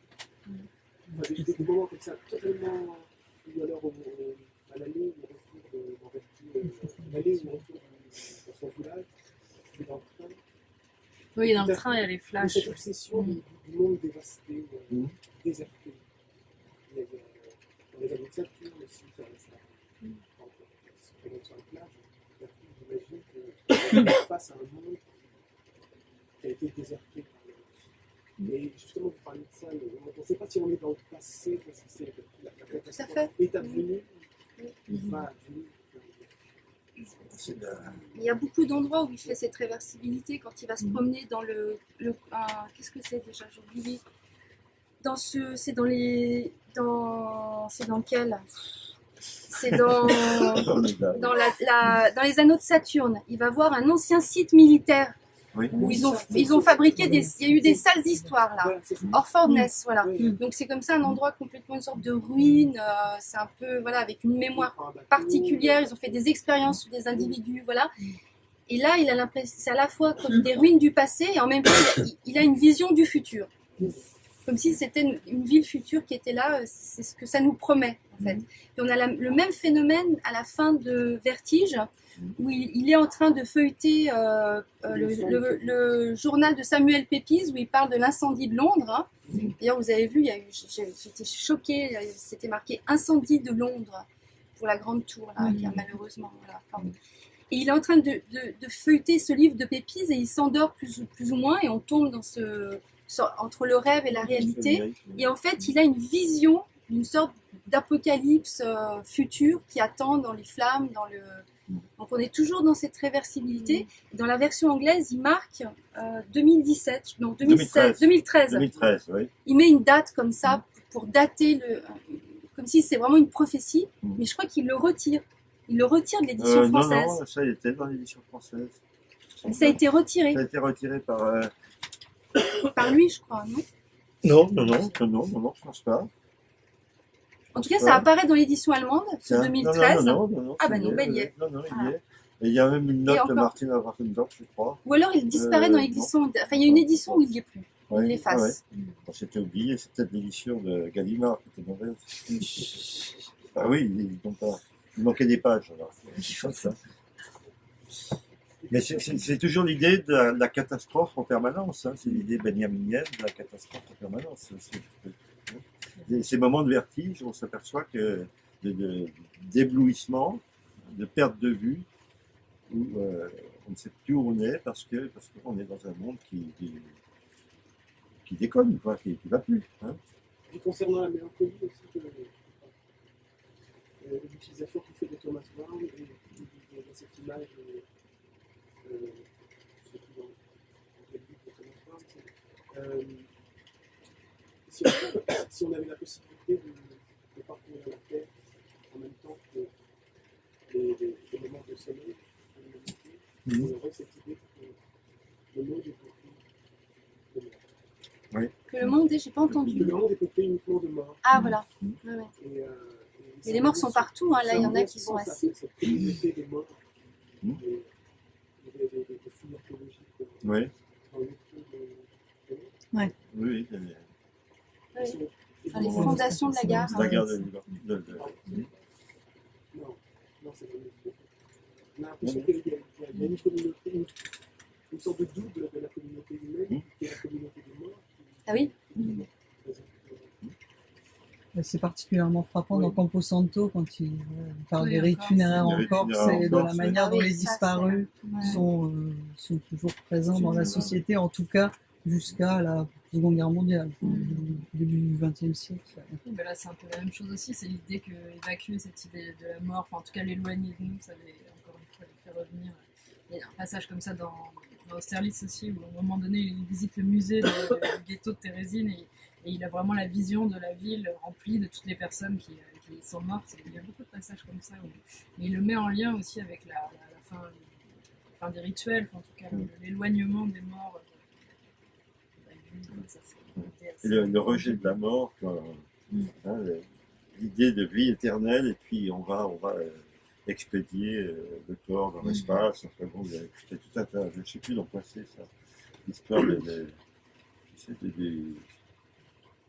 des capsules qu'on envoie dans l'espace, et de la cryogénie aussi. Enfin, il parle de ça aussi. Hein, il parle de ça aussi. Ce refus de la mort. Oui, une forme de. Enfin, qu'est-ce que c'est que la survie? Qu'est-ce que c'est que la survivance? Qu'est-ce que c'est que. À la fin des Immigrants, il y a ce très beau passage où il y a un guide bernois qui a disparu dans les glaces. Hein, et puis, comme ça, qui ressurgissent les morts, on retrouve en fait le glacier à un moment donné rejette des restes, un bout de chaussure de cette personne qui a disparu 50 ans avant. Où là, c'est dans les glaces que se conservent le mieux les micro-éléments en fait. Et donc il y a comme ça ce phénomène de survivance qui se présente à lui avec le retour de ce fantôme du guide Naegeli, je crois. Naegeli, oui. Qui était l'amant, enfin l'amour, le secret amour du personnage principal. Ça, c'est pas Non, mais ça se sent. Puisque l'heure tourne, je vous propose d'arrêter et de continuer la discussion de manière plus informelle autour d'un verre. Mais avant de couper, si vous en êtes d'accord, je voulais dire quelques mots des autres livres qui sont sur cette table. Donc il y a celui-ci dont on a déjà un peu parlé, de Muriel Pic, donc qui est Sebald, l'image papillon, qui est paru en 2009 aux Presses du Réel et qui est suivi d'un texte qui était inédit à l'époque de Sebald qui s'appelle L'art de voler. Je vous invite vraiment à le lire si vous ne l'avez pas lu, parce que c'est un essai extrêmement passionnant, qui est marqué à la fois par la connaissance, l'érudition, mais aussi la sensibilité et l'empathie qui sont dans l'œuvre de Sebald, et c'est ça qui en fait un livre vraiment merveilleux. Il y a celui-ci, donc Les désordres de la bibliothèque, publié en 2010, qui est un recueil qui rassemble, on en a vu quelques photos tout à l'heure, qui rassemble un ensemble de photomontages de bibliothèques privées ou publiques, donc toujours de Muriel Pic, et un essai sur une photographie de William Henry Fox Talbot, publié en 1844, qui était la première représentation photographique de bibliothèque éditée. Celui-ci qui est rare, qui est Politique de la mélancolie à propos de Sebald, donc un livre qui a été dirigé et édité par Muriel Pic. Et aussi un inédit dans celui-là, enfin, que Patrick a traduit. Donc c'est les actes d'un cycle de conférences qui s'est tenu en 2012 à Pompidou et qui réunit des essais sur Sebald et puis des documents iconographiques, des manuscrits de l'auteur et un scénario qu'il avait écrit pour un film sur Wittgenstein. Celui-ci qui est vraiment extraordinaire, je vous encourage à lire aussi, qui est un livre qui est paru en 2016 aux éditions Macula de Muriel Pic, Élégie documentaire, qui est suivi d'une postface qui s'appelle très joliment Quand la poussière devient élégie. Donc là, on l'a entendu ce soir, hein, les recherches de Muriel Pic sont toujours fondées sur des archives, et avec ce livre, elle rend compte des interrogations que les archives peuvent produire sur l'avenir, et puis de l'intensification du monde qu'elles produisent de manière poétique, en parlant de trois choses, de documents sur l'île de Rügen, donc qui était cette île où les nazis ont voulu édifier ont édifié une énorme barre de béton en fait, qui devait être c'est de la poésie en fait, peut-être juste le dire, c'est pas un essai. Oui, c'est de la poésie, tout à fait, à partir de documents. Excusez-moi si j'ai pas été clair. Effectivement, c'est de la poésie à partir de documents. Premier sur l'île de Rügen, qui était où les nazis ont fait édifier cette barre de béton colossale qui devait être un camp de vacances idyllique, voilà, et qui est le symbole de la folie et de l'horreur. Il y a l'utopie manquée d'un rêve de miel en Palestine, d'un rêve mellifère, et puis l'utopie anéantie d'une organisation spatiale, les étoiles chez les Indiens. Il y a un autre livre qu'on n'a pas ce soir, mais que je vous encourage à trouver et à lire, qui s'appelle En regardant le sang des bêtes, qui a été publié en avril 2017 aux éditions 33 morceaux, qui est un livre qui a été inspiré à Muriel Pic par le visionnage d'un film, d'un court-métrage de Georges Franju, qui s'appelle Le sang des bêtes, et qui a été tourné à la Villette, aux abattoirs de Vence, c'est ça, à la fin des années 40, et qui montrait pour la première fois la tuerie et l'abattage des animaux à la chaîne. Voilà. Et donc je voulais parler des romans et des livres d'Hélène Gaudy, en particulier celui-ci, donc Plein Hiver, qui est paru en 2014 chez Actes Sud. L'intrigue se passe dans une ville qui s'appelle Lisbonne, qui est une ville imaginaire du nord des États-Unis. C'est une ville en fait où il se passe rien, sauf que un adolescent, un jeune homme, David Horn, a disparu à 14 ans et il ressurgit en fait 14 ans plus tard, amnésique, complètement mutique. Et avant de disparaître, c'était quelqu'un déjà de solaire, d'énigmatique, et puis sa disparition et sa réapparition, à laquelle il n'y a pas d'explication, sont le seul événement en fait de cette ville, qui est une ville qui est sous la neige, qui est envahie par le blanc pendant l'hiver. Voilà, donc c'est un récit, un roman fascinant où en fait le portrait du héros, qui ne dit rien, va être rempli par les fantasmes, les projections, tout ce que les autres personnages peuvent y mettre. Et l'écriture, elle rend parfaitement compte de cette condensation sur le vide. Et puis donc ce livre, très en lien avec ce dont on a parlé ce soir, en particulier avec Austerlitz, donc Une île, une forteresse, qui a été publié en 2016 aux éditions Inculte, et qui est une enquête passionnante, à la fois historique, personnelle, sur ce lieu qui est marqué par une histoire de tissu de mensonges qui était Thérésine, donc qui a été une forteresse où il n'y a jamais eu d'assaut militaire, et puis donc le camp et le ghetto vitrine dont on a parlé tout à l'heure. Et Hélène Gaudy parle beaucoup du film de Forgeron, Hitler offre une ville aux Juifs, dont on a parlé tout à l'heure, et toutes les mystifications que les nazis ont voulu mettre en place pour faire croire à un sort un sort faux qui était fait aux Juifs. De la ville aujourd'hui aussi. Et de la ville aujourd'hui,